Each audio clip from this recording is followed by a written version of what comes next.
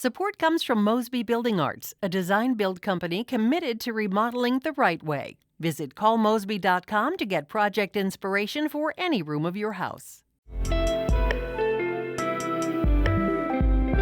It's Wednesday, February 8th. This is The Gateway. I'm Wayne Pratt. North St. Louis County rapper NandoSTL has a deal with hitmaker T-Pain, but the hip-hop artist didn't always have his sights set on music. I might as well try it now or never. And then it turned into this. It wasn't supposed to be this. It was just supposed to be a hobby. In just a few minutes, St. Louis Public Radio's Chad Davis talks to Nando about his musical journey. Missouri has carried out its third execution in as many months. Leonard Taylor was put to death last night by lethal injection at the state prison in Bonne Terre. The 58-year-old was convicted of the 2004 killings of his girlfriend and her 3 children in Jennings. Taylor maintained his innocence, saying he was in California at the time of the killings. Late appeals to Governor Mike Parson and the U.S. Supreme Court were rejected. A proposed Senate bill in Jefferson City is being compared to Florida's Don't Say Gay legislation. As St. Louis Public Radio's Sarah Kellogg reports, it focuses on sexual orientation and gender identity. The legislation bars any teacher, counselor, school nurse, or other employee from talking about those topics with students. There is an exception that allows a licensed mental health provider to have such a discussion with prior permission from a parent. Senator Mike Moon, the sponsor of the legislation, pushed back against the notion that it was a Don't Say Gay bill, saying his aim is to protect children from those conversations. But Senator Greg Razor, who is the only openly LGBTQ member of the Missouri Senate, said he has never felt more disrespected over a bill and that it erases him as a person in public schools. In my own district, a teacher would not be able to tell them that their senator is gay. The committee heard testimony from people supporting and opposing the bill, though ultimately more people testified against it. In Jefferson City, I'm Sarah Kellogg, St. Louis Public Radio. A plan to increase pay for state workers no longer includes Missouri's governor or state legislators. The Missouri Independent reports the House Budget Committee has decided against raises for elected officials. Governor Mike Parson has proposed an 8.7% pay hike for state of Missouri employees. It's a strategy to help deal with workers leaving state government for other jobs. The legislation includes a shift differential increase from 30 cents to $2 an hour for some night workers. Removing elected officials and lawmakers from the proposal could save the state more than $285,000. The package is expected to reach the House floor tomorrow. Missouri Board of Education members are disappointed with Governor Mike Parson's reluctance to fund some literacy initiatives. St. Louis Public Radio's Kate Grumke reports. Missouri's Department of Elementary and Secondary Education is launching a few initiatives to make sure schools are teaching kids to read using methods backed by research.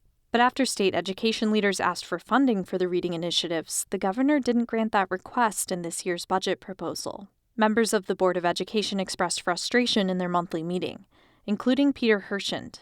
That's deeply concerning because we talk and we get criticized because the scores aren't changing. Things aren't happening.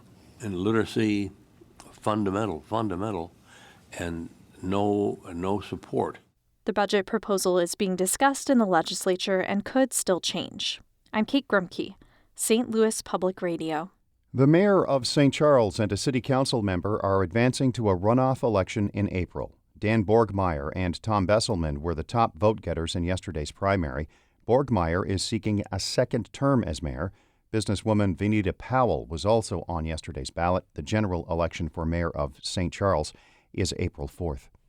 A legislative response to a corruption scandal that brought down 3 former St. Louis aldermen has received initial approval from their former colleagues.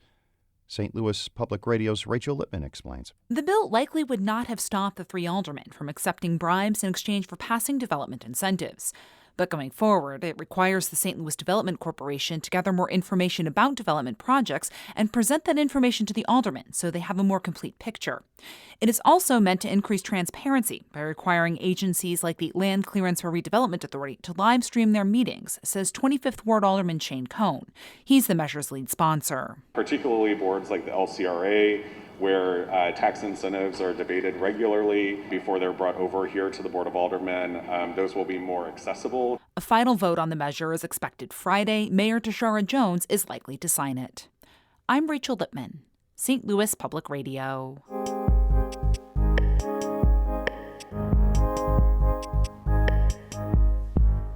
Nashville-based singer-songwriter Buddy Mondlock is releasing a new album this month. It includes a song based on one of his ancestors who grew up on a farm northeast of Rolla during the Civil War. St. Louis Public Radio's Jonathan Ahl reports. Buddy Mondlock's great-great-grandfather is the inspiration for the song Jackson Petty. Petty was 13 at the start of the Civil War. At that time, soldiers would come through farms like his family's in Canaan, Missouri, looking for supplies and recruits. Mondlock says his parents had a plan. I guess they told him that, if they come and see you, they're going to recruit you. I mean, you're going to be forced to join whatever side comes through, because they were really looking for basically anybody taller than a rifle, was fair game, I think. Way down in the corn, Jackson Petty. Young Jackson Petty hid in the cornfields and evaded the raiding parties. And while he had a good life and became a father himself, Mondlock says Jackson Petty never got over the trauma.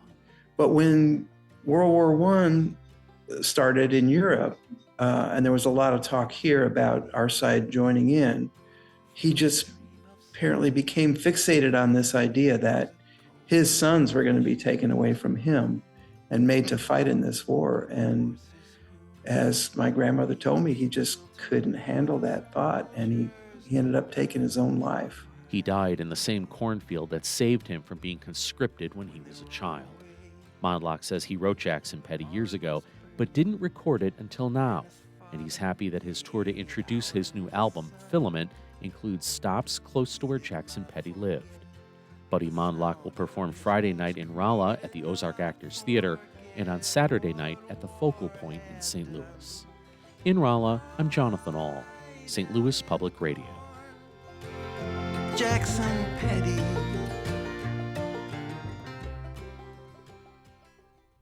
Fernando Tillman II's musical roots include playing drums at church and in the Hazelwood Central High School band. Now, the 31-year-old North St. Louis County artist is building a career in hip-hop as NandoSTL. As St. Louis Public Radio's Chad Davis reports, Nando is charting a path to music stardom with a new album and a record deal with hitmaker T-Pain. NandoSTL has had big wins and losses in the last few years. He saw shows canceled during the coronavirus pandemic and went through a serious breakup. But Nando found a way to appreciate the ups and downs and channel that into his music. When you up, enjoy being up, because that don't mean nothing but a down is on the way. And when you down, just know that up is coming. That's really what the project is about. His debut album is out in May, following the release of its lead single, Yoda. You ain't even got no whispering.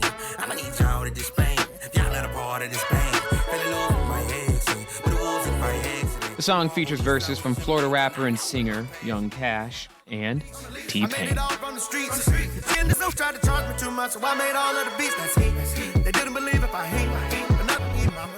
Nando's come a long way from working a 9-to-5 as a financial advisor at Wells Fargo.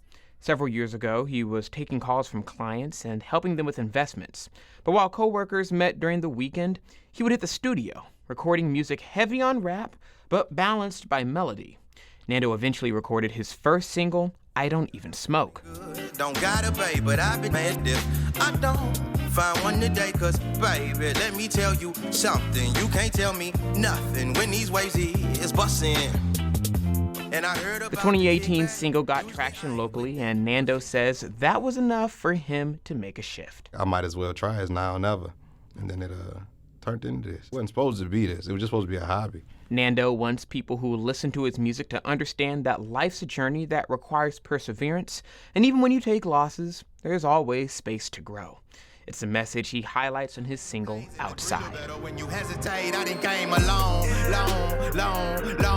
way. I'm outside now, dog. I'm outside now. Even though I took the long. Nando plans to take his music even further and has a collaboration with Nelly on the way. I'm Chad Davis, St. Louis Public Radio. Our David Casares edited that report. Mark Degon edited the piece from Jonathan Ahl. The Gateway is a production of St. Louis Public Radio, a listener-supported service of the University of Missouri St. Louis. Music by Ryan McNeely of Adult Fur. I'm Wayne Pratt.